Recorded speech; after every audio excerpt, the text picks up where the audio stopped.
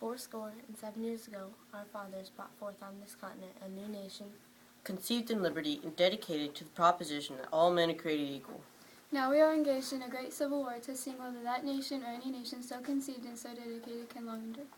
We are met on a great battlefield of that war. We've come to dedicate a portion of that field as a final resting place.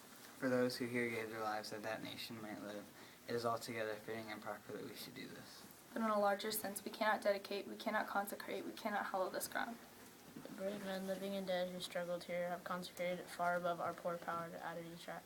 The world will little note nor long remember what we say here, but it can never forget what they did here. It is for us, the living, rather, to be dedicated here to the unfinished work which they who fought here have thus far so nobly advanced. It is rather for us to be here dedicated to the great task remaining before us. That from these honored dead we take increased devotion to their cause for which they here gave the last full measure of devotion. That we here highly resolve that these dead shall not have died in vain. And that this nation under God shall have a new birth of freedom. And that government of the people, by the people, for the people, shall not perish from the earth.